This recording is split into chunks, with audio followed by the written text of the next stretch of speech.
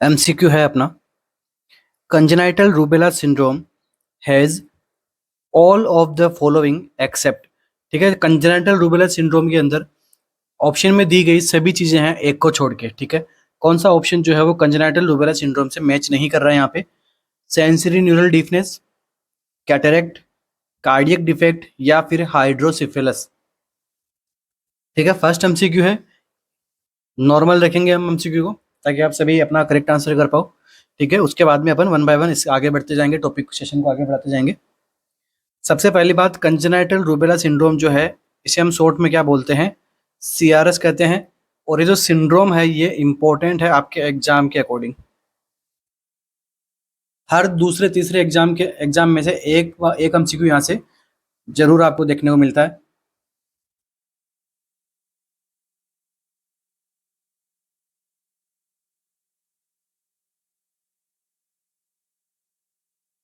क्या रहेगा यहाँ पे आंसर? कौन सा ऑप्शन जो है वो कंजेनाइटल रूबेला सिंड्रोम के अंदर नहीं देखने को मिलेगा आपको?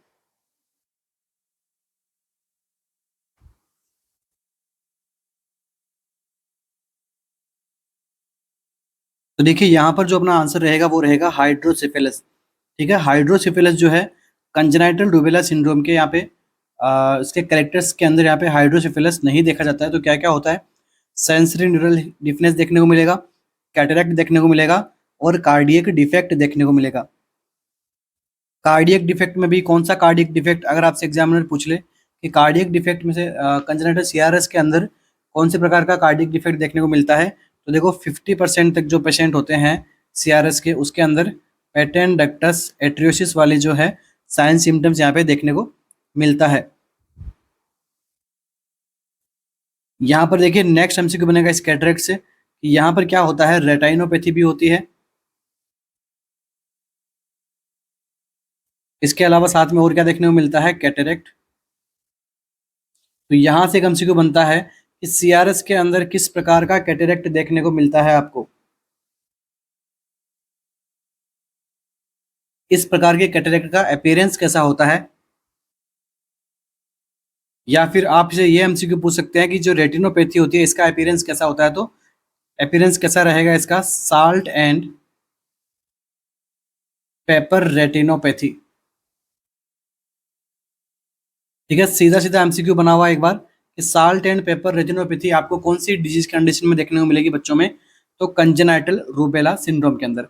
नेक्स्ट देखिए यहाँ से एमसीक्यू जो बनने लायक है वो ये है। इसके बाद में क्या होता है? सेंसरी न्यूरल, यहाँ पे हियरिंग लॉस देखने को, डीफनेस देखने को मिलेगा। ठीक है, हियरिंग लॉस देखने को मिलता है। इन तीनों को हम क्या बोलते हैं? कंजेनाइटल रूबेला सिंड्रोम के ट्रायड। ठीक है, कंजेनाइटल रूबेला सिंड्रोम के ट्रायड से करके भी आपको एमसीक्यू पूछा रहता है। और एक कंजेनाइटल रूबेला सिंड्रोम जो है वो सबसे ज्यादा कब फैलता है? तो फर्स्ट ट्राइमेस्टर में। फर्स्ट ट्राइमेस्टर में क्या रहता है? सीवियर रहता है। और जितने भी कंजेनाइटल डिफेक्ट लाने होते हैं ये सब फर्स्ट ट्राइमेस्टर के अंदर लेके आ जाएगा, क्योंकि बच्चा ग्रोथ कब हो रही रहती है, डेवलपमेंट कब हो रहा रहता है उसका?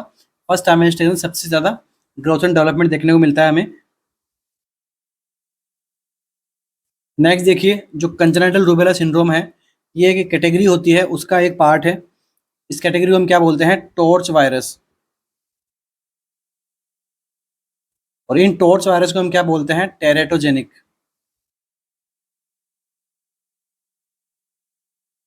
ये क्या करते हैं? बेबी पे इफेक्ट डालते हैं हार्मफुल। तो इस कैटेगरी के अंदर वायरस कौन सा आता है अपना? कंजेनाइटल रूबेला, या फिर नॉर्मल हम रूबेला भी कह सकते हैं। टॉर्च इन्फेक्शन में आपको कौन कौन से वायरस देखने को मिलेंगे? तो देखिए टी से क्या होगा? टॉक्सोप्लाज्मोसिस।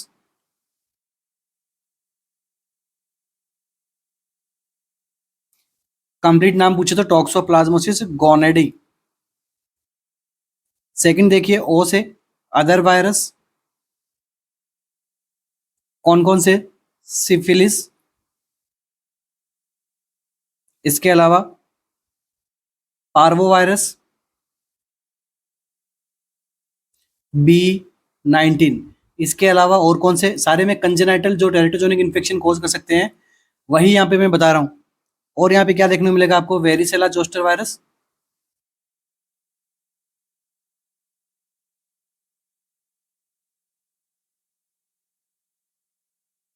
इसके अलावा लिस्टीरिया। इसके अलावा आर से यहाँ पे क्या होगा, रूबेला। इसके अलावा सी से क्या होगा, साइटोमेगालोवायरस।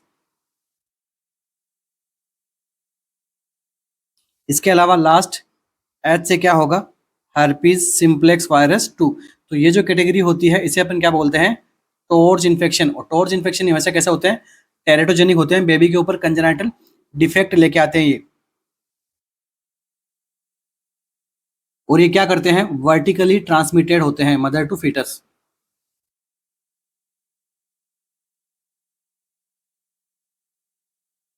तो ये कुछ एमसीक्यूज थे आज के अपने टॉपिक से रिलेटेड। अब देखिए इसके अलावा और क्या क्या एमसीक्यू आपको एग्जाम में पूछे जाएंगे।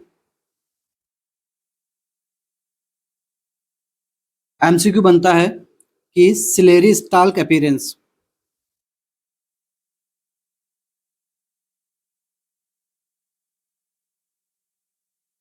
कौन सी डिजीज कंडीशन में देखने को मिलता है, तो आंसर क्या रहेगा आपका, सीआरएस, कंजेनाइटल रूबेला सिंड्रोम के अंदर। इसके अंदर क्या होता है, लॉन्गिट्यूडिनल लाइंस बन जाती है बोन्स के अंदर। लॉन्गिट्यूडिनल लाइंस कहाँ बन जाएगी, बोन्स के ऊपर यहाँ पे लाइन बन जाएगी, तो इसे अपन क्या बोलते हैं, सिलेरी स्टाल्क अपीयरेंस। लाइक ये आपकी जैसे ये कोई लॉन्ग बोन है तो इसके यहाँ पे लंबी लंबी यहाँ पे क्या रहेगी, लाइनिंग बनने लग जाएगी, मोस्टली कहाँ पे, एपीफाइसिस की साइड में।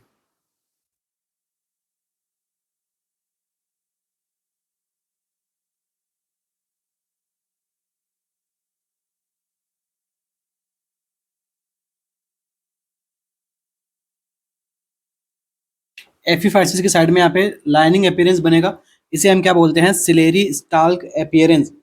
इसके बाद में देखिए और एमसीक्यू, नेक्स्ट एमसीक्यू यहाँ पे कंजेनाइटल रूबेला सिंड्रोम से बता रहा हूं मैं। Antibody found against CRS. ठीक है, ऐसी कौन सी एंटीबॉडी होगी जो सीआरएस के टाइम पे पाई जाएगी, जिसको आपको डायग्नोसिस में हेल्प मिलेगी। या फिर आप समझ, या फिर ऐसे भी एमसीक्यू आ सकता है कि ऐसी कौन सी एंटीबॉडी है जो डायग्नोसिस में हेल्प करती है सीआरएस के, तो आई इसका नाम क्या होगा, आईजीएम। ठीक है, आईजीएम एंटीबॉडी यहाँ पे प्रेजेंस रहती है जब कंजेनाइटल रूबेला इन्फेक्शन होता है। तो इसके अलावा और क्या क्या डायग्नोसिस कर सकते हो आप यहाँ पे, पॉलीमरेज चेन रिएक्शन कर सकते हो, पीसीआर करवा सकते हो। इसके अलावा एक और यहाँ पे देखने को मिलेगा आपको आईजीजी, मगर ये इतनी रिलायबल नहीं होती है। क्यों नहीं होती है अभी बताता हूँ, इतनी रिलायबल नहीं है। सबसे पहले तो ये देखने को किसमें मिलेगी, ये 1 ईयर के बच्चे के अंदर देखने को मिलेगी अगर वो अनवैक्सीनेटेड है तब। और अगर उसको देखो सीआरएस होगा और वो 1 ईयर तक हो गया है और अनवैक्सीनेटेड है, तो वहाँ पे क्या देख सकते हो आप, आईजीजी। मगर जो जिन मदर को कंजेनाइटल, जिन मदर को रूबेला होता है उन मदर के अंदर भी ये क्या होती है, आईजीजी है, जो ट्रांसफर देखने को मिलेगी किसके अंदर, फीटस के अंदर। कितने टाइम तक, 6 मंथ तक। ठीक है, इसलिए हम ये नहीं कर सकते कि बच्चे को भी क्या है, रूबेला हो चुका है। क्यों नहीं कर सकते, क्योंकि 6 मंथ तक तो ऑलरेडी जो है वो आईजीजी यहाँ पे ट्रांसफर हो चुकी है, ठीक है, रूबेला के अगेंस्ट वाली। तो इसलिए यहाँ पे इतना रिलायबल नहीं है। तो कौन सा रिलायबल मानेंगे हम, आईजीएम एंटीबॉडी को। अच्छा एमसीक्यू बन सकता है आप सभी के लिए। तो इसी के साथ ही फर्स्ट एमसीक्यू का आंसर क्या था अपना, हाइड्रोसिफिलस, जो कि यहाँ पे कंजेनाइटल रूबेला सिंड्रोम से लिंक नहीं करता है। आ गया समझ में। और हमने इसके सराउंडिंग जितने भी प्रकार के एमसीक्यू बन रहे थे वो हमने सोल्व कर लिया है। नेक्स्ट एमसीक्यू अपना, ए 28-year-old woman gave birth to a small 4 age newborn। ठीक है, एक 28 ईयर वुमन है जिसने क्या किया है, बर्थ किया है किसको, स्मॉल 4 एज न्यूबॉर्न को, 8 38 वीक ऑफ प्रेगनेंसी पे। On examination the newborn was found to have rhinitis, distended abdomen, wrinkled skin and palmoplantar blisters. ठीक है, ये सारे उसके करेक्टरिस्टिक्स बताए जा रहे हैं अभी न्यूबॉर्न के। The woman had an earlier history of abortion and still birth. Woman के जो हिस्ट्री भी है किसकी, अबॉर्शन की और स्टिल बर्थ की। द मोस्ट लाइकली डायग्नोसिस, अब इसका मोस्ट लाइकली डायग्नोसिस क्या रहेगा। ठीक है, एक तो देखो बच्चा कैसा है, स्मॉल 4 एज है। नेक्स्ट देखिए बच्चे को क्या हो रहा है, रायनाइटिस हो रहा है। एब्डोमेन डिस्टेंडेड है उसका, स्किन कैसी है, व्रिंकल है, ठीक है, और पाल्मो प्लांटर यहाँ पे ब्लिस्टर फॉर्मेशन भी हो रखे हैं। प्लस मेन बात आपके फोकस करने के लिए यही है कि लास्ट में क्या हो रखा है, उसको अबॉर्शन हो रखा है और स्टिल बर्थ भी हो रखा है मदर को। ऑप्शंस क्या है अपने देखिए, न्यूनेटल फेम्फिगस, स्कैबीज, कंजेनाइटल सिफिलिस या फिर कंजेनाइटल एचआईवी इन्फेक्शन। क्या आंसर रहेगा यहाँ पे?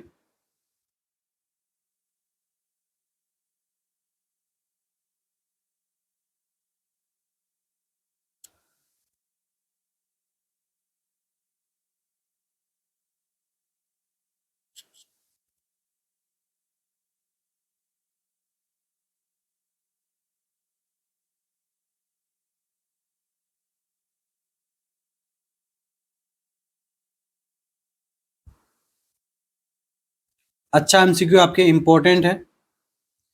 इसमें से एक नया एमसीक्यू बना था जो लास्ट में आपको पीवाईक्यू में पूछा जाता है, पर टॉपिक आपका क्या था? देखिए आंसर क्या जाएगा इसके अंदर, कंजेनाइटल सिफिलिस। ठीक है, ये सारे जो साइन सिम्टम्स आपको बताए गए हैं, अबॉर्शन की हिस्ट्री है, सब चीजें आपको क्या बता रही है, कंजेनाइटल सिफिलिस के बारे में। तो सिफिलिस जो है अपने आप में प्रेगनेंसी में, ठीक है, या फिर आप कह सकते हो ओबीजी और पीडियाट्रिक्स का दोनों का एक कंबाइंड टॉपिक यहाँ पे कवर करता है सिफिलिस। तो सिफिलिस आप सभी को अच्छे से आना चाहिए, चाहे वो कंजेनाइटल पूछा जाए चाहे वो नॉर्मल सिफिलिस पूछा जाए। अब देखिए कंजेनाइटल सिफिलिस में क्या क्या होता है। एक होता है अर्ली ऑनसेट, जिसका टाइम ड्यूरेशन क्या रहता है, लेस देन 2 ईयर। ठीक है, दूसरा होता है लेट ऑनसेट,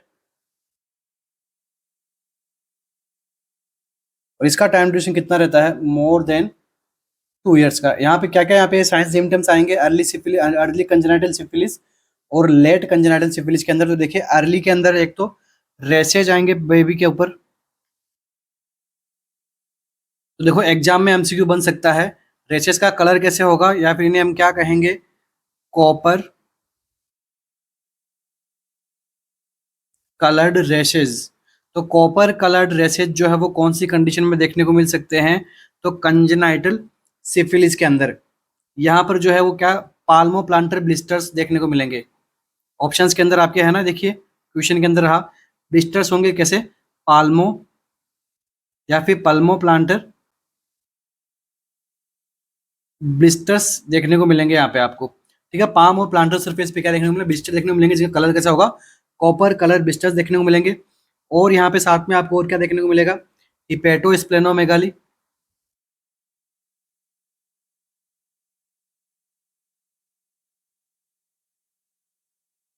इसके बाद में क्या देखने को मिलेगा, ऑस्टियोकॉन्ड्राइटिस।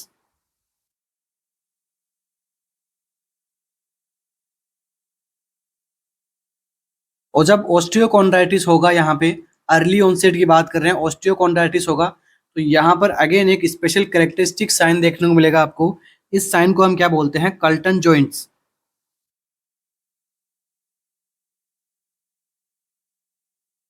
तो एग्जामिनर आपसे पूछ सकता है कि कल्टन टाइप ऑफ जॉइंट्स कौन सी कंडीशन में देखने को मिलेंगे, तो कंजेनाइटल सिफिलिस के अंदर। इसके अंदर क्या होता है, तो देखिए यूनिलेटरल और बाइलेटरल दोनों तरफ से हो सकता है ये।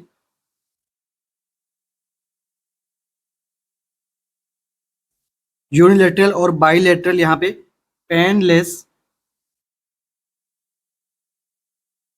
जॉइंट में क्या देखने को मिलेगी आपको, स्वेलिंग देखने को मिलेगी। और मोस्ट कॉमन कहाँ पे देखने को मिलती है ये, नी के अंदर। ठीक है, मोस्ट कॉमन अफेक्ट जॉइंट कौन सा होता है, तो नी जॉइंट। ठीक है, तो इसे अपन क्या बोलते हैं, क्लटन जॉइंट। इसके अलावा यहाँ पर और क्या साइन देखने को मिलेगा, अर्ली ऑनसेट की बात कर रहे हैं अभी तक हम, ठीक है, और कहीं मत चले जाना। इसके अलावा और यहाँ पे क्या देखने को मिलता है, रायनाइटिस।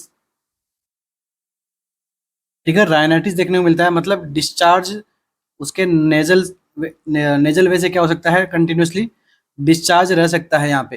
ठीक है, तो ये सारे जो सिम्टम्स आते हैं ये कैसे आएंगे, अर्ली ऑनसेट होगा सिफिलिस के टाइम का, तब आपको इस प्रकार के सिम्टम्स देखने को मिलेंगे। टेस्ट आप कौन सा परफॉर्म करोगे यहाँ पे, VDRL टेस्ट या फिर RPR टेस्ट। ये दोनों ही टेस्ट जो होते हैं वो इसको डायग्नोस करने के अंदर हेल्प करते हैं।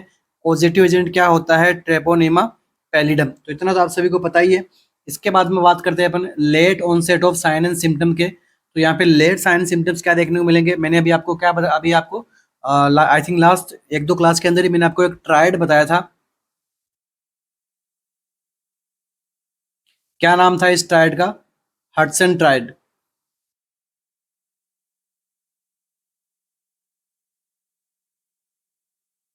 तो इस ट्रायड के अंदर क्या क्या पढ़ाया था मैंने आपको?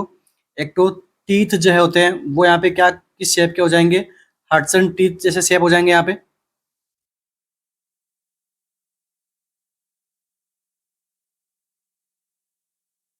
या फिर कौन से स्पेशली कौन से इंसीजर, इस तरह का जो आपका टीथ का शेप हो जाएगा, नीचे से यहाँ पे कर्व्ड टीथ देखने को मिलेगा। इसके अलावा सेकंड यहाँ पे ट्रायड में क्या था? Intestinal keratitis. ठीक है। और यहाँ पे क्या देखने को मिल रहा था साथ साथ में? डीफनेस, वो भी due to eighth cranial nerve में कोई प्रकार की प्रॉब्लम होगी तो क्या होगा? डीफनेस होगा। तो ये सारे कौन से ट्रायड के अंदर आते हैं? हडसन ट्रायड के अंदर। ठीक है। अब देखो किसी को यहाँ पे स्टूडेंट्स को यहाँ पे मेरी हैंडराइटिंग अगर क्लियर विजिबल नहीं हो पा रही है तो देखो एक तो क्या कि मेरी स्पीड यहाँ पे थोड़ा ज़्यादा कर रखा है मैंने, इसलिए क्योंकि देखो टॉपिक बड़ा है, कहाँ कहाँ से एमसीक्यू बनते हैं वो मुझे सारा आपको यहाँ पे बताना है। ठीक है। ये मेरी मॉरल रिस्पॉन्सिबिलिटी मैं समझता हूँ यहाँ पे कि जितने एमसीक्यू बन सकते हैं मैं आपको बताऊँ। और अगर आप मेरे जो मैं बता रहा हूँ बोल रहा हूँ उसको अगर अच्छे से सुनोगे, ठीक है, तो अब आपके मेरा लिखे हुए में बिल्कुल आपको प्रॉब्लम नहीं आएगी। ठीक है, इसको आप मान के चलिए। ठीक है, तो आप प्लीज़ आप जो क्लियर लिखने की या फिर काफ़ी अच्छे से लिखने की आप यहाँ पे रिक्वेस्ट ना कीजिए। ठीक है, इतना आपको यहाँ पे एडजस्ट करना पड़ेगा। ठीक है, बाकी आप रेगुलर क्लासेस के अंदर आओगे तो वहाँ पे हम खूब टाइम देके एक एक लाइन को अच्छे अच्छे से जमा जमा के आपको पढ़ा देंगे। ठीक है, मगर यहाँ पे देखो आप एक कंपटीशन का टाइम है, 6 मंथ के 6 to 8 मंथ्स के अंदर अंदर जो है वो कोर्स पूरा हो जाना चाहिए, 4 to 5 मंथ्स के अंदर अंदर। फिर आपका रिवीजन होता है। आप खुद जब पढ़ते हो तो आप खुद की हैंड राइटिंग देख सकते हो, आपकी हैंड राइटिंग कैसी है। तो आप ये एक्सपेक्ट मत करो कि हैंड राइटिंग में आपको अच्छी चीज़ें में देखने मिलेगी। ठीक है, क्योंकि देखो कम टाइम के अंदर अगर आपको ज़्यादा पढ़ना है तो हैंड राइटिंग यहाँ पे मेरी उतनी अच्छी नहीं रहेगी जितनी अगर आप एक्सपेक्ट करके बैठे हो तो। इसलिए साथ साथ में आप प्लीज़ अपने हेडफोन्स वगैरह लगा के बैठिए ताकि आपको क्लियर ऑडियो सुनाई दे, साथ में जो मैं लिख रहा हूँ फिर आपको अच्छे से सुनाई देगा। ठीक है, तो देखो हडसन ट्रीट से रिलेटेड आपको एक तो एक्सेप्ट वाला एमसीक्यू बन सकता है, डायरेक्ट एमसीक्यू बन सकता है कि कहाँ से होता है, क्या होता है, किस प्रकार से होता है। किसकी बात कर रहा हूँ मैं? लेट ऑनसेट साइन सिम्टम्स की बात कर रहा हूँ। कौन से कर रहा हूँ? कंजेनाइटल सिफिलिस की। इसके बाद में देखिए और क्या देखने को मिलेगा आपको? Fisher around mouth.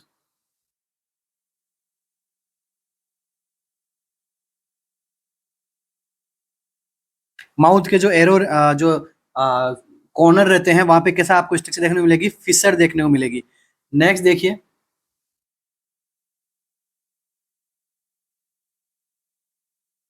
Saddle knows deformity. इस प्रकार के साइन आएंगे, कब आएंगे? लेट ऑनसेट साइन आएंगे, देरी से आएंगे, मगर अर्ली वाले भी पूछे जाते हैं और लेट वाले भी यहाँ पे आपको साइंस पूछे जाएंगे। अब देखिए एग्जामिनर यहाँ से अगर एक स्टेप और आगे बढ़ता है तो देखिए अर्ली ऑनसेट मतलब लेस देन 2 ईयर है। तो अब लेस देन 2 ईयर तो कितना, मतलब यहाँ पे 24 महीने के अंदर तो कभी भी हो सकता है। तो एग्जामिनर पूछ ले कि अर्ली जो है इसके सिम्टम्स अपियर होने का टाइम क्या है, मतलब कंजेनिटल सिफिलिस का सिम्टम अपियर होने का टाइम क्या है, तो ये इतना टाइम कब होता है? 2 मंथ के आसपास में इसके सिम्टम्स जो है वो शुरू होते हैं। और सबसे पहले और मोस्ट कॉमन सिम्टम्स आपको क्या देखने को मिलेगा? हिपेटोस्प्लेनोमेगाली। ठीक है, इसलिए मैंने इसको उस टाइम साथ में नहीं पढ़ाया जब मैंने हिपेटोस्प्लेनोमेगाली लिखा था यहाँ पे, क्योंकि तब थोड़ा मिक्स हो रहा था। अभी नया एमसीक्यू बना है। ठीक है, पूछा भी जाता है। देखो हर डिजीज के जो स्पेशल कैरेक्टरिस्टिक्स या तो साइन या फिर स्पेशल पॉइंट्स, ठीक है, या फिर ऐसे पॉइंट्स जो आगे जाके कॉन्सेप्ट बनाते हैं, यही सब आपके एमसीक्यूज बनते हैं।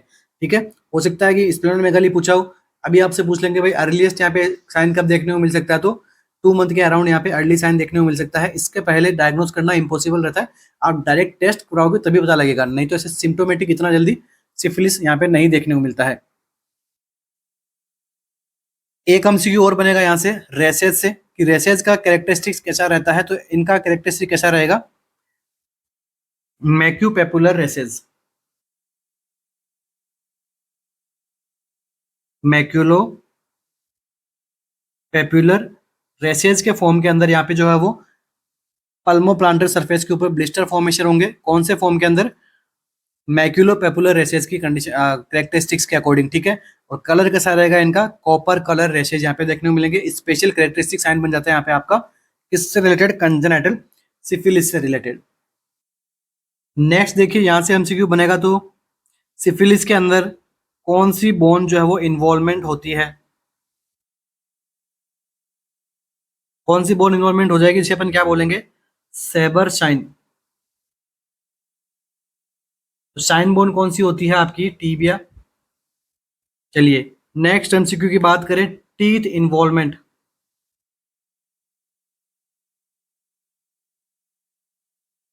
टीथ इन्वॉल्वमेंट कौन से होते हैं? तो इंसीजर्स, या फिर इन्हें अपन क्या बोल सकते हैं? पैग शेप्ड इंसीजर हो जाएंगे यहाँ पे, ठीक है। पैग शेप इंसीजर कौन सी कंडीशन में देखने को मिलेंगे? तो सिफिलिस के अंदर। तो चलिए नेक्स्ट एमसीक्यू, इसका आंसर आप सभी को पता लग गया, ठीक है। देखो यहाँ पे पाल्मो प्लांटर ब्लिस्टर हो रहे हैं, ठीक है, और रायनाइटिस हो रहा है, उसके साथ में अबॉर्शन भी होता है सिफिलिस की कंडीशन के अंदर, और स्टील बर्थ की कंडीशन भी देखने को मिल सकती है। तो आंसर क्या रहेगा आपका? Congenital syphilis. क्लास अच्छी लग रही हो तो कमेंट कर सकते हो, साथ साथ अपने नोट्स भी प्रिपेयर करते जाइएगा। Physiological jaundice in a full time newborn usually resolve by, ठीक है। जो फिजियोलॉजिकल जॉन्डिस होता है, मैंने आपको लास्ट क्लास के अंदर भी बताया था, ठीक है। पैथोलॉजिकल कब डेवलप होता है, फिजियोलॉजिकल कब डेवलप होता है। तो यहाँ से आपसे क्या पूछा गया है? Physiological jaundice in a full time newborn usually resolve by. Full time newborn है तो उसके अंदर नॉर्मली फिजियोलॉजिकल जॉन्डिस कितने टाइम में रिजॉल्व हो जाएगा, ठीक हो जाएगा? 1 वीक, 2 वीक, 3 वीक और 4 वीक में।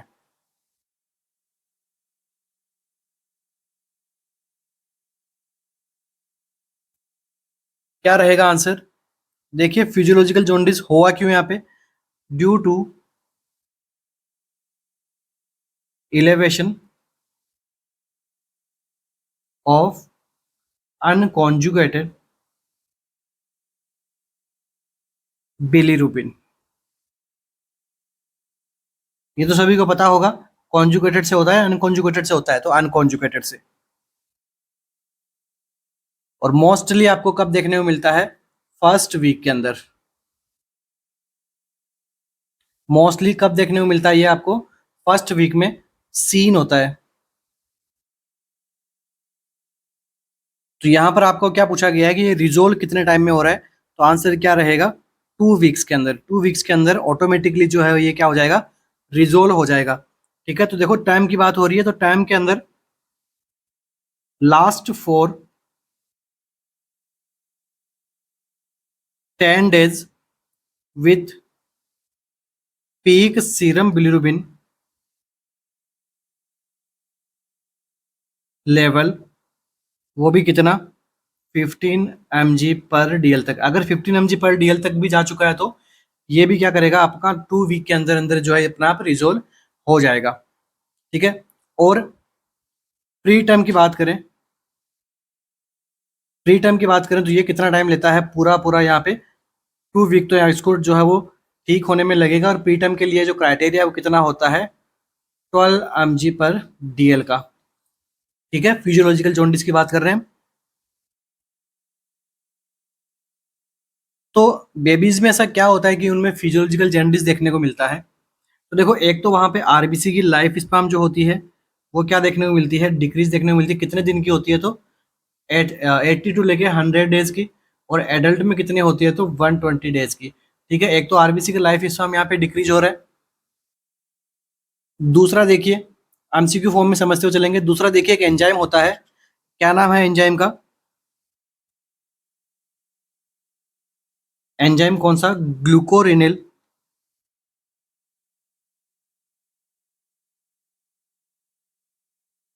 ग्लूकोरेनिल ट्रांसफेरेज। इसकी जो एक्टिविटी होती है वो कैसी होती है? न्यूबॉर्न के अंदर और टाइम बेबी के अंदर कैसी रहती है? स्लो रहती है। इसकी वजह से यहाँ पे जो है वो सीरम बिलिरुबिन का लेवल जो है वो कैसा हो जाता है, राइज हो जाता है। ठीक है, एंजाइम का नाम पूछे तो आपका क्या आएगा, ग्लूकोरोनिल ट्रांसफेरेज एंजाइम। दूसरा, लाइफ स्पैन डिक्रीज होती है आरबीसी की। थर्ड, यहाँ पे हम बात करें तो एक तो न्यूबॉर्न के अंदर इंटेस्टाइनल फ्लोरा भी कैसे रहते हैं, डिक्रीज रहते हैं। तो ये फ्लोराज किस काम में आते थे अपने, कन्वर्ट करते थे बिलिरुबिन को यूरोबिलिरुबिन में। Help in convert the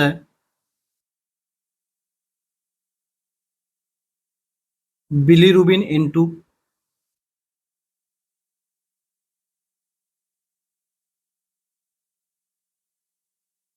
bilirubin को किसमें, यूरो बिलिरुबिन में कन्वर्ट करने में हेल्प करते थे। मगर ये क्या है, बेबीज के अंदर क्या रहते हैं, कम रहते हैं, क्योंकि न्यूबॉर्न जब होते हैं तो उनकी गट कैसी रहती है, स्टेराइल रहती है, इसीलिए विटामिन के का इंजेक्शन देते हैं।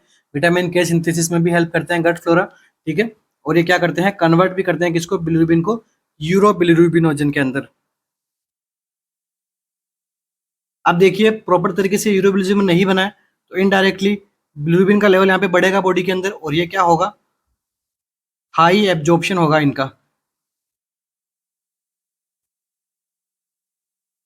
जब इनका बॉडी के अंदर लेवल बढ़ेगा तो क्या होगा, पेशेंट में जॉन्डिस जो है देखने को मिलेगा।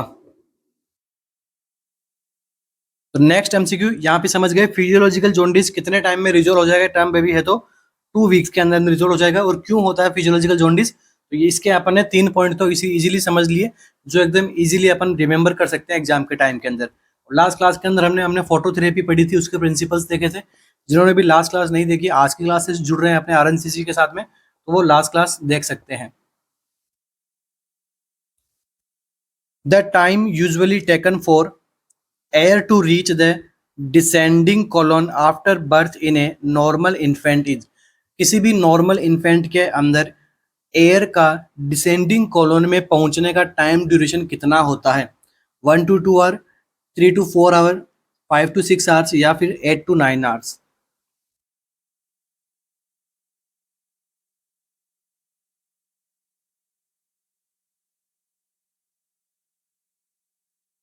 तो देखो यहाँ पे एयर की नीड क्यों होती है यहाँ पे। ठीक है, एक तो देखो एयर की अगर नीड होगी तो प्रॉपर तरीके से जो गट है वो यहाँ पे प्रॉपर तरीके से काम करेगी, नहीं तो जो न्यूबॉर्न की जो गट रहती है वो कैसी रहती है, स्टिकी रहती है, एक दूसरे से चिपकी हुई रहती है, क्योंकि उसके अंदर किसी प्रकार का एयर मूवमेंट नहीं होता है। ठीक है, इसलिए पेरिस्टाल्सिस मूवमेंट का भी प्रॉपर तरीके से वर्क करने के लिए वहां पे स्लाइटली एयर का रहना जरूरी होता है। ठीक है, तो यहाँ पे आपसे क्या पूछा है कि टाइम कितना लगेगा किसी भी नॉर्मल इन्फेंट के अंदर या फिर टाइम इन्फेंट के अंदर डिसेंडिंग कॉलन तक एयर जाने का टाइम ड्यूरेशन क्या रहता है। तो देखिए यहाँ पर आपका जो आंसर रहेगा वो कितना रहेगा, 8 to 9 आवर्स। ठीक है, आफ्टर बर्थ 8 to 9 आवर्स लगते हैं डिसेंडिंग कॉलन में एयर पहुंचने के, जब तक वो क्या रहती है, ठीक है, एयर वहां पे प्रेजेंट नहीं रहती है। तो देखो यहाँ पर एयर क्यों नीड है, देखो हम एक यहाँ पे इन्वेस्टिगेशन करते हैं, एक कंडीशन होती है जिसको अपन क्या बोलते हैं, एनोरेक्टल माल फॉर्मेशन। ठीक है, इस कंडीशन के अंदर और एनएस और रेक्टम का क्या होता है, माल फॉर्मेशन होता है, सही तरीके से वो डेवलप्ड नहीं रहते हैं। इसको पता लगाने के लिए हम क्या करते हैं, इन्वर्टोग्राम करते हैं। ठीक है, इन्वर्टोग्राम क्या होता है, एक प्रकार का एक्सरे होता है। ठीक है, इन्वर्टोग्राम को करने के लिए हमें क्या चाहिए, प्रॉपर तरीके से विजुअलाइजेशन चाहिए। अगर इंटेस्टाइन, अगर जो गट है वो चिपकी हुई रहेगी तो प्रॉपर तरीके से विजुअलाइजेशन आएगा क्या, नहीं आएगा। ठीक है, इसलिए एयर यहाँ पे पहुंचना जरूरी रहती है ताकि ये थोड़ा ओपन हो, ओपन होने के बाद में अच्छे से जो आप एक्सरे इमेज आपके पास में मिलेगी। इसलिए आफ्टर बर्थ अगर किसी को बेबी को इन्वर्टोग्राम की नीड होती है तो कब करना चाहिए, आफ्टर 24 आवर्स तक रिक्वायरमेंट होती है। ये एमसीक्यू बना हुआ है निमहांस के अंदर।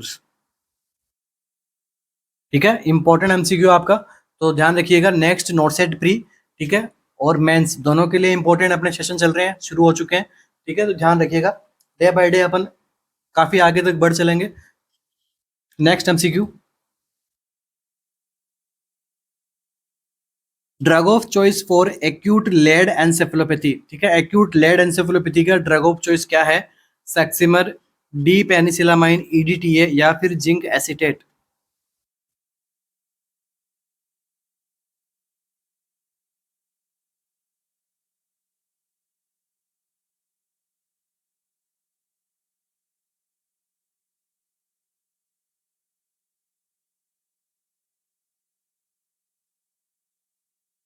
तो देखो लेड एन्सेफेलोपैथी क्या होती है? Lead cross the blood brain barrier.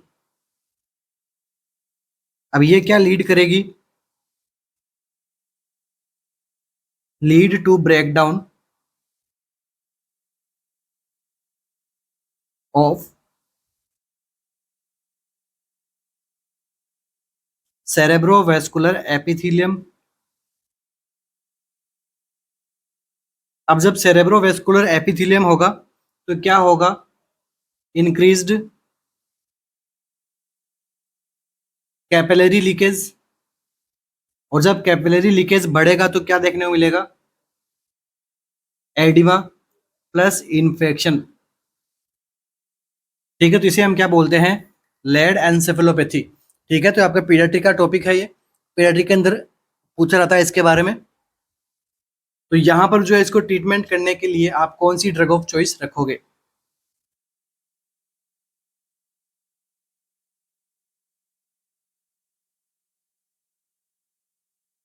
क्या आंसर रहेगा यहाँ पे?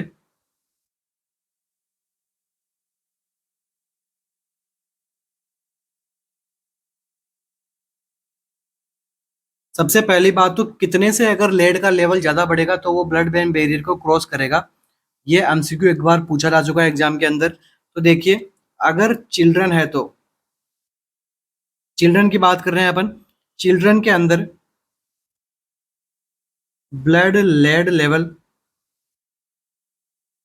कितने से ज़्यादा हो तो more than 45 micro m g पर डीएल इतना हो तो ये क्या कर सकता है? ब्लड ब्रेन बैरियर को क्रॉस कर सकता है। और अगर एडल्ट का पूछें तो एडल्ट के अंदर कितना हो सकता है? एडल्ट के अंदर 80 टू 100 माइक्रोग्राम पर डीएल तक इसका लेवल होगा तो वो ब्लड ब्रेन बैरियर को क्रॉस करेगा। अब सिंपल सी बात है, यहाँ पर देखो लेड के अंदर आप एंटीडोट क्या देते हो? वही इसका आंसर रहेगा। तो आपका आंसर क्या रहेगा? Option number A. ठीक है, सक्सिमिर। सक्सिमिर का दूसरा नाम क्या होता है?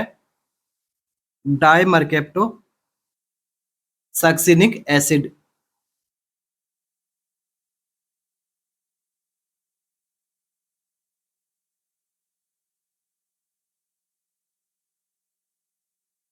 ये जो है यहाँ पर अपन काम में ले सकते हैं। अगर पूरा नाम पूछे आपको इसका तो 2,3 डाइमरकेप्टो सक्सिनिक एसिड को जो है यहाँ पे काम में लेंगे एक्यूट लेड एंसेफेलोपैथी हुई तो।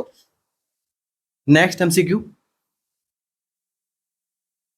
की feature of kangaroo mother care all of the following except. ठीक है, सारे के सारे ऑप्शंस जो है वो क्या है? की फीचर है कंगारू मदर केयर के, एक को छोड़ के। ऑप्शंस देखिए, skin to skin contact between mother and baby, exclusive breastfeeding, initiated in a facility and continued at home, done for babies with cyanosis। Kangaroo mother care के सारे characteristic feature हैं एक को छोड़ के।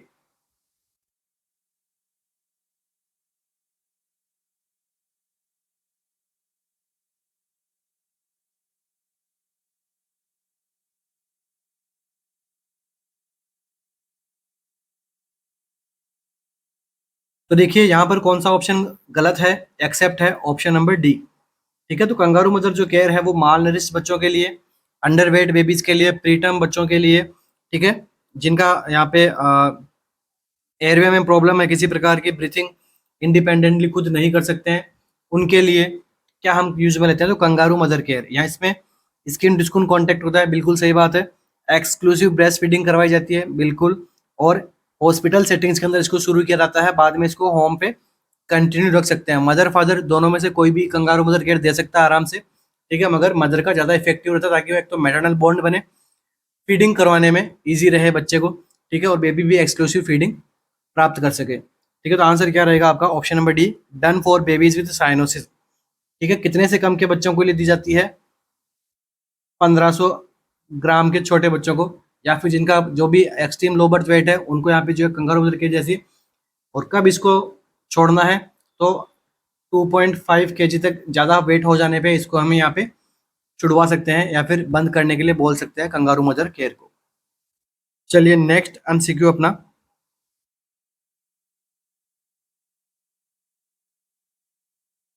Bag and mask ventilation is contraindicated in newborn resuscitation with clinical suspicion of।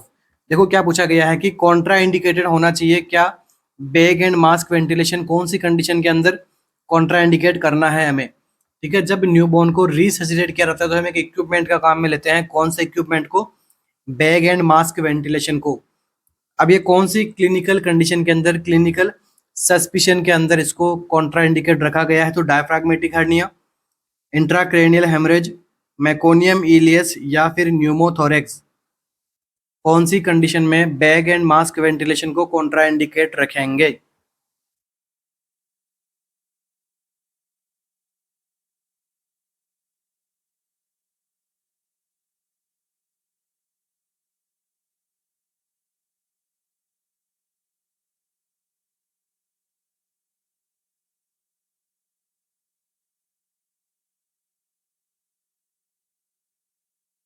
तो देखिए जो बैग एंड मास्क वेंटिलेशन जो होता है, इसको जो कौन सी कंडीशन में कॉन्ट्रा इंडिकेट रखेंगे, तो डायफ्रैग्मेटिक हर्निया के अंदर, क्योंकि ये जो हर्निया होता है ये आपका डायफ्राम है।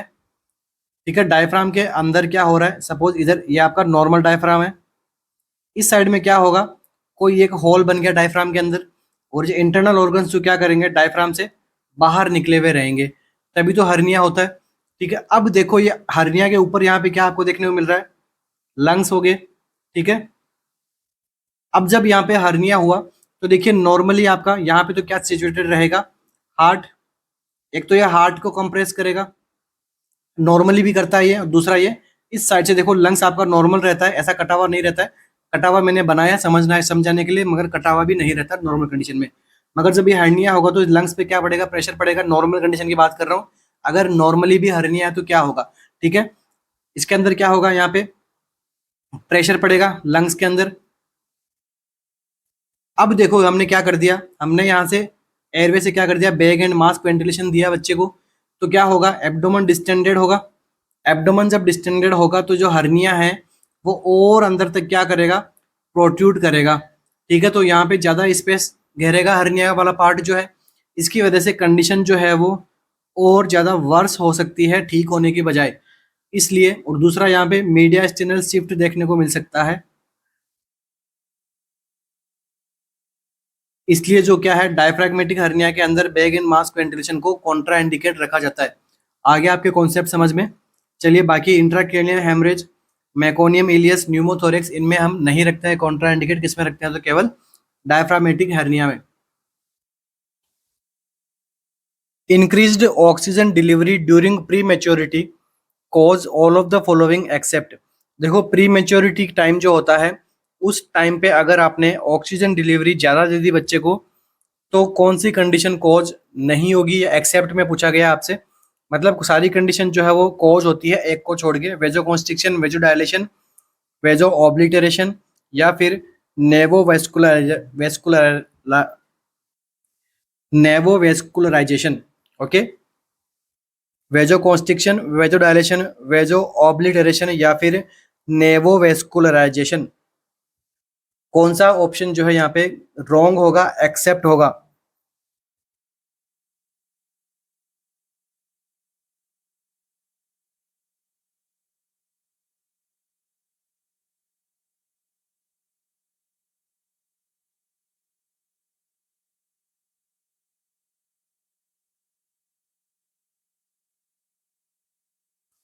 तो देखिए प्री मेच्योरिटी केस हो, ठीक है, तो इसके अंदर हम क्या दे रहे हैं, ऑक्सीजन दे रहे हैं।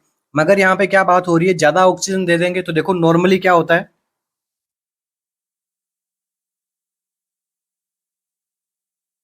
जब हम सप्लीमेंटल O2 देते हैं एक्सटर्नली, तो ये क्या करता है,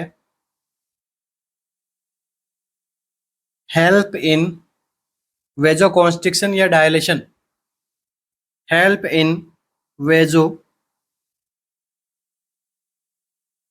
कॉन्स्ट्रिक्शन।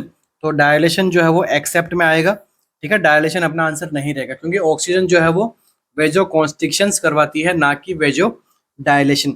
ठीक है, और यहाँ पे तो ज्यादा ऑक्सीजन दे रहे हैं, तो ज्यादा दोगे तो वेजो डायलेशन कैसे हो सकता है, और ज्यादा वेजो कॉन्स्ट्रिक्शन होगा। ठीक है, दूसरा देखिए, अब देखो आपको इस एमसीक्यू से क्या समझ में आ रहा है कि प्री मेच्योर बेबी के अंदर अगर ज्यादा ऑक्सीजन दी जा रही है, इससे वेजोकॉन्स्ट्रिक्शन होता है, बिल्कुल हमने पढ़ लिया है वेजोकॉन्स्ट्रिक्शन होता है। मगर ये दी क्यों जा रही है? न्यूबॉर्न्स के अंदर सभी में देते हैं, सभी बच्चों के अंदर थोड़ा हाई अमाउंट के अंदर ऑक्सीजन देते हैं। इसका रीजन क्या है? Any guesses?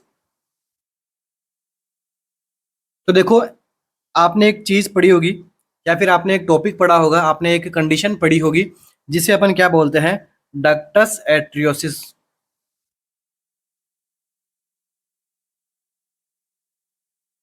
तो डक्टस एट्रियोसिस की जो कंडीशन होती है, इस कंडीशन को ट्रीट करने के लिए या फिर इसके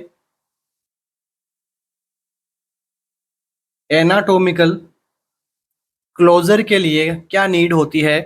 ऑक्सीजन की जरूरत पड़ती है। इसलिए क्या करते हैं हम प्रीमेच्योर बेबीज के अंदर स्लाइटली ऑक्सीजन ज़्यादा देते हैं। ये क्या करवा देगा? वेजो कॉन्स्ट्रिक्शन करवाएगा। वेजो कॉन्स्ट्रिक्शन होगा तो ऑटोमेटिकली जो क्या है डक्टस एट्रियोसिस को ये क्या कर देगा? क्लोज कर देगा।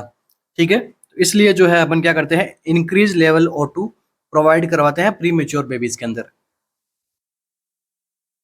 अब देखिए, ये तो हमने यहाँ पे एक अच्छाई की बात कर ली कि हाँ यार ये तो बड़ा अच्छा हो गया, मगर एक कंडीशन और होती है न्यूबॉर्न्स के अंदर। अगर ज़्यादा ऑक्सीजन देते हैं तो क्या करेगा? अगर हमने ज़्यादा ऑक्सीजन देगी तो क्या हो गया? नियोवेस्कुलराइजेशन होगा। ठीक है, नियोवेस्कुलर से मतलब छोटी यहाँ पे वेस्कुलराइजेशन जो सप्लाई वो क्या हो जाएगी? कम हो जाएगी यहाँ पे। ठीक है, इससे क्या होगा? इट लीड टू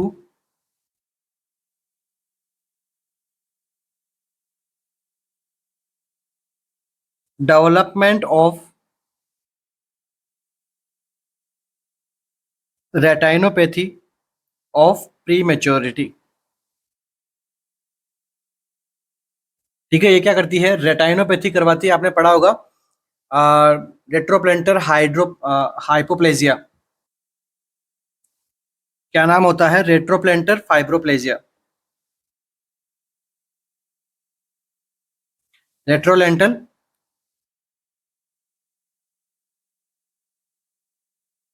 जिसे अपन क्या बोलते हैं? RLF। ठीक है, तो ये यहाँ पे कंडीशन होने की संभावनाएं जो है वो बढ़ जाती है। इसी सिंड्रोम को हम एक नाम देते हैं, क्या नाम देते हैं? टेरी सिंड्रोम। ठीक है, तो टेरी सिंड्रोम क्या होता है? बस यही है, ज्यादा ऑक्सीजन दे दी तो जिससे क्या हो सकता है?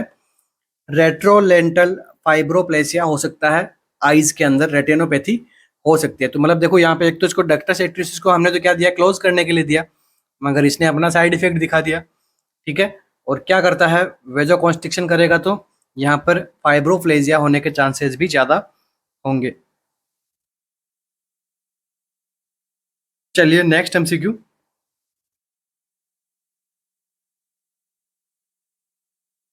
Which type of cerebral palsy is most commonly seen as a sequel of bilirubin encephalopathy?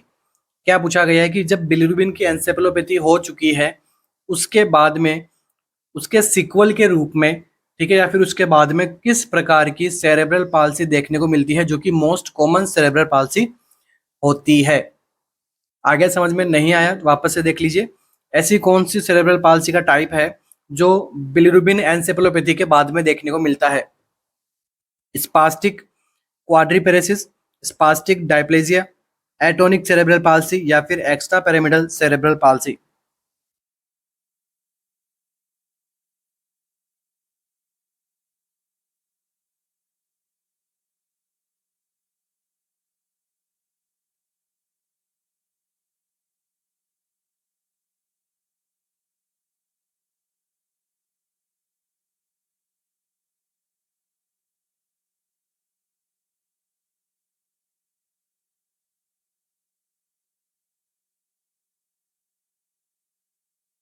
तो देखो, एक्स्ट्रा पिरामिडल सेरेब्रल पाल्सी आपका क्या रहेगा? यहाँ पे करेक्ट आंसर रहता है, जो कि बिलिरुबिन एनसेफेलोपैथी के बाद में जो सेरेब्रल पाल्सी देखने को मिलती है इसका नाम क्या है? Extra pyramidal cerebral palsy. ठीक है, इसी को ही हम दूसरा नाम दे तो कौन सी कंडीशन में देखने को मिल सकती है? तो कर्निक टेरेस के अंदर। ठीक है, कर्निक टेरेस आप समझ रहे हो मैं कहाँ से लिंक कर रहा हूँ इसको? ठीक है, नहीं समझ में आ रहा तो कमेंट करके मुझे बताना। ठीक है, वैसे भी आप कमेंट्स करते नहीं हो, वीडियो देख के चले आते हो। ठीक है, मैं इसको वर्ड को अच्छे छोड़ने वाला हूँ यहाँ पे। कनेक्टेड किसी को नहीं पता है तो जरूर मुझे कमेंट्स करें, मैं वहाँ पे समझाऊंगा इसके बारे में। चलिए, अगर तो यहाँ पे क्या देखने को मिला, आंसर क्या रहा अपना, यहाँ पे एक्स्ट्रा पिरामिडल सेरेब्रल पाल्सी यहाँ पे आंसर रहेगा। और यही यहाँ पे बिलिरुबिन एन्सेफेलोपैथी के बाद में होने वाली मोस्ट कॉमन सेरेब्रल पाल्सी का एक टाइप है।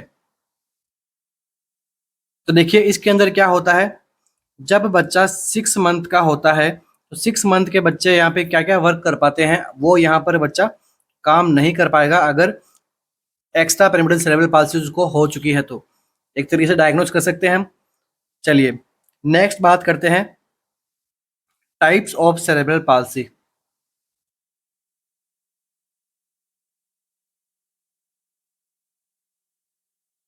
कंप्लीट टॉपिक मेरा यूट्यूब पे पढ़ाया हुआ है, बस इससे और क्या एमसीक्यू बन सकते हैं उन एमसीक्यूज के बाद में उसके बारे में हम देखेंगे। देखिए सबसे पहले कौन सी होती है, तो स्पास्टिक सेरेब्रल पाल्सी। इसको हम क्या बोलते हैं, नॉर्मल वे में बात कर रहा हूँ, बिलिरुबिन एन्सेफेलोपैथी से लिंक नहीं कर रहा हूँ मैं यहाँ पे। ठीक है, तो स्पास्टिक सेरेब्रल पाल्सी जो होती है ये कौन सा टाइप होता है, most common type of cerebral palsy. अब इसके भी कुछ सब टाइप होते हैं।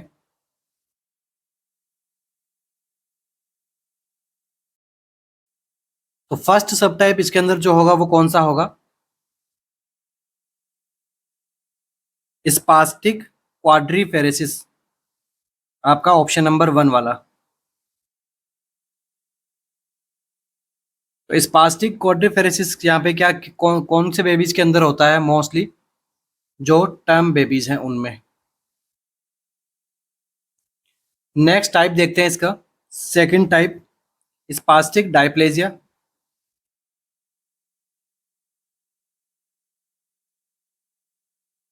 तो जो स्पास्टिक डायप्लेजिया होता है कौन से बेबीज के अंदर देखने को मिलता है, तो प्रीटर्म बेबीज के अंदर। नेक्स्ट थर्ड टाइप कौन सा होता है, स्पास्टिक